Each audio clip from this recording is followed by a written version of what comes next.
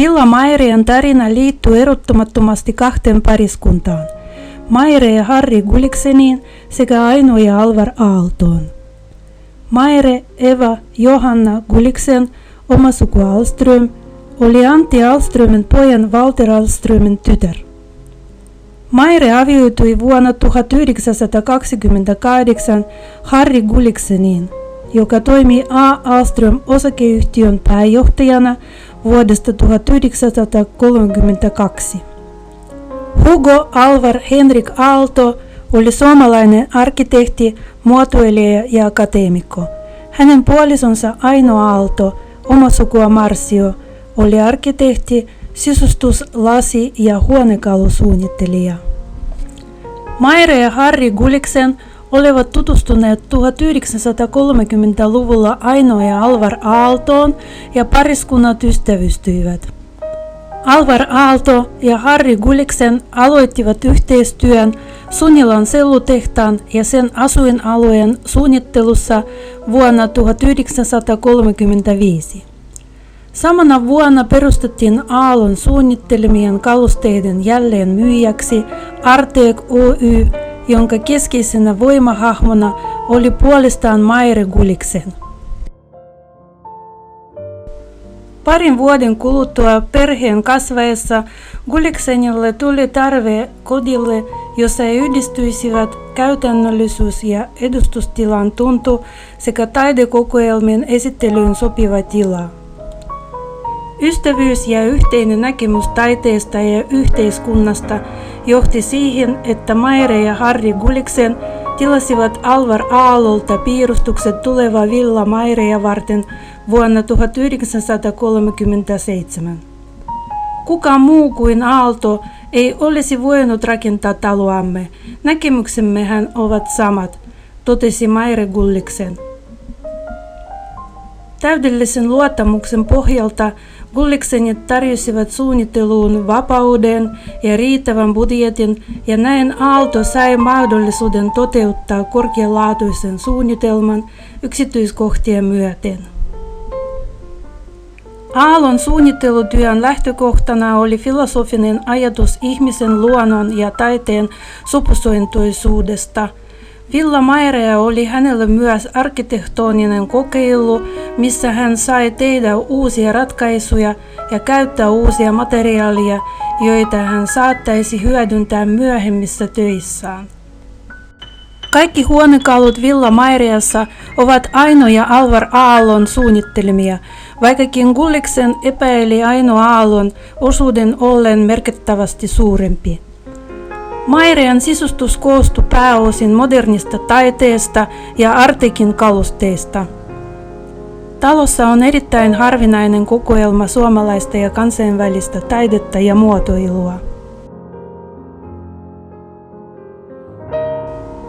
Sopiva rakennuspaikka löytyy Mairen lapsuuden maisemista Noormarkun Ruukinmäeltä kauniisti kaarevan männyn ympäriltä.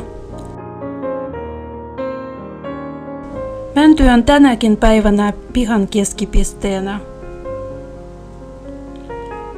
Rakennus valmistui vuonna 1939, eli yli 70 vuotta sitten. Maire Gulliksen piti asuntoa yleisölle avoinna vuosina 1973–1987,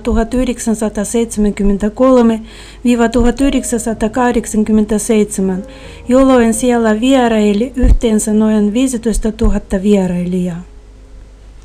Nykyään Villa Mairea on Ahlström-yhtiöiden edustuskäytössä ja sen tiloissa toimii Mairea-säätiö. Villa Mairea on tullut tunnetuksi kaikkialla maailmassa. Modernismia edustava rakennusta pidetään Aallon tunnetuimpiin töihin kuuluvana, ammattilaisille ja harrastajille siitä on tullut eräänlainen pyhinvaelluskohde.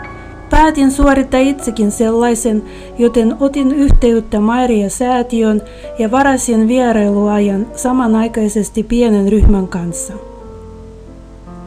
Noormarkussa lyhyen ajomatkan jälkeen parkeerasin auton havumetsän reunaan ja lähdin kävelemään kohti villaa, joka vähitellen alkaa näkyä mäntyjen välistä.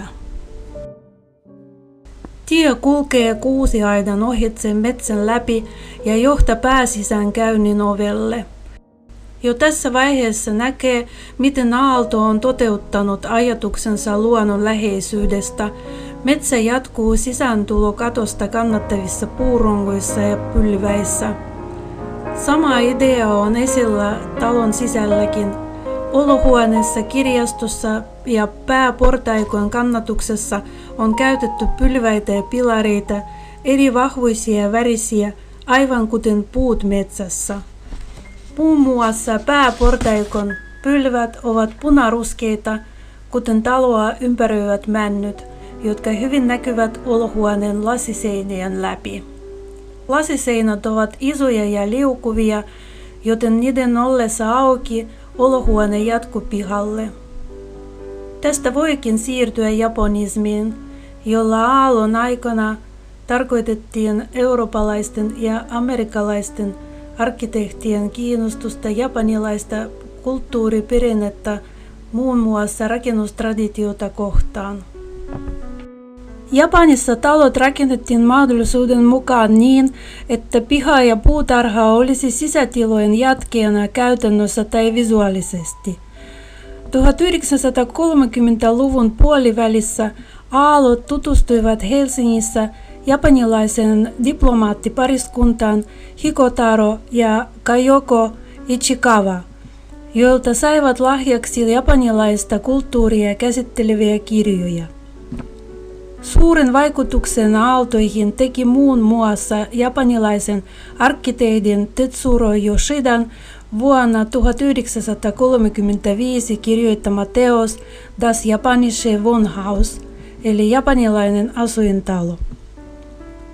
Japonismin piirteet näkyvät ehkä eniten talvipuutarhahuoneessa, joka on sisustettu bambukalustein.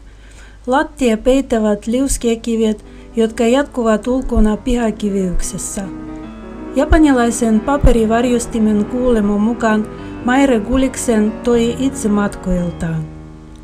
Ikkunassa on ruutusäleikö. Talvipuutarhahuoneen erottaa musiikkihuoneesta lasiruutuinen liukuovi. Olohuone ja musiikkihuone ovat yhtenäinen tila. Musiikkihuoneessa huomio kiinnittyy Andreas Christensenin moderniin flyygeliin. Täällä sain yllätysbonuksen. Yksi retkiseuraajamme henkilö on pianonsoittaja ja sai luvan soittaa flyygeliä. Kuuntelimme otteen Alexander Scriabinin preludesta. Pienestä koosta huolimatta flyygelin ääni on täyteläinen ja voimakas. Olen haltioissani. Täällä on teillekin pieni ote.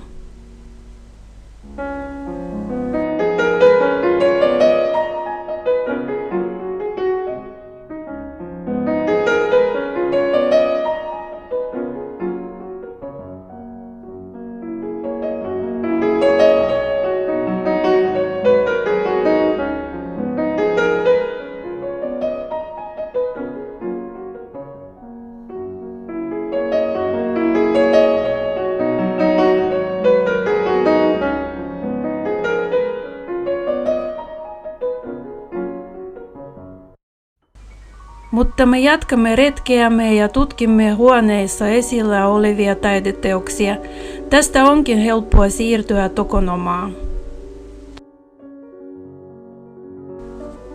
Toukokuussa 1939 Alvar Aalto piti esitelmän Yalen yliopistossa. Esitelmän otsikkona oli varakkaan taidekeräilijän koti. Esitelmässään Aalto selosti laajasti seuraavaa ongelmaa. Taiteen ja jokapäiväisen elämän todellisen yhteyden puuttuminen kodeissa, jossa on erillinen galleriatila. Aallon ratkaisu oli suuri huone, joka toimi sekä olohuoneena että näyttelytilana, ja johon asennettaisiin siirrettäviä väliseiniä, joita voitaisiin käyttää taideteosten ripustamiseen sekä niiden säilytystilana. Aalto väitti, että koska emme voi nauttia samanaikaisesti useista taideteoksista, vain valittuja teoksia tulisi olla esillä ja niiden tulisi olla helposti vaihdettavia tilanteen mukaan. Tämän idean Aallon uskotaan saaneen tutkittuaan japanilaista tokonoma-käsitettä. Yoshidan mukaan tokonoma on suuri alkovi japanilaisessa huoneessa, jossa pidetään esillä kuva tai koristeesine. Kakemonoksi kutsuttu kuva vaihdetaan usein, kuten maljakko tai muut koristeesineet. Kuvat valitaan vuoden ajan mukaan, joiden tunnelman ne sopeutuvat. Kun kakemono ei ole esillä, se kääritään ruulalle ja säilytetään kaapissa. Aallon idean mukaisesti valmistuneessa Villa Maeriassa oli suuri olohuone, jossa oli siirrettävät seinäkkeet. Seinäkkeiden rajaama tila toimi Harry Gulliksenin kirjastona. Todellisuudessa seinäkkeitä ei ole paljoakaan siirretty, mutta esillä olevia taideteoksia kylläkin vaihdetaan ja osa niistä säilytetään seinäkkeiden sisällä olevissa lokeroissa. Japanilaisuuden ohella Villa Maerean suunnittelua innoitti perinteinen suomalainen kansanrakentaminen. Olohuone on kaikissa uuden aikaisuudessaan kuin entisaikojen tupa. Vaikutelmaa korostaa suuri avotakka. Edustuskodin pihasaunassa ja ulkogalleriassa on turvekatto.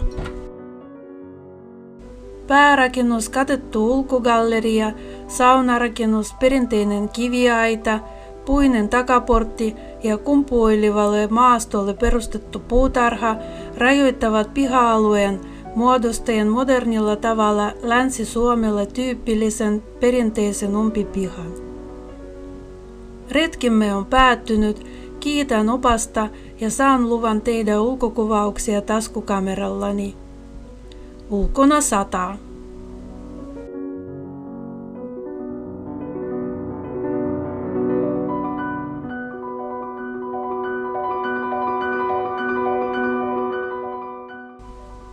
Huomaan, että rakennuksen ulkopuolellakin on joitakin japanilaisia elementtejä, esimerkiksi tuettuja vesirännejä, punottu saunan ovi ja puutarhakalusteita, rotinkisiteitä pylväissä. Ihastuksessani kävelen talon ympäri, otan kuvia pihasta, puutarhasta ja kauniin gallerian kautta lähden pois astuen suoraan metsään, joka on täynnä mustikkaa.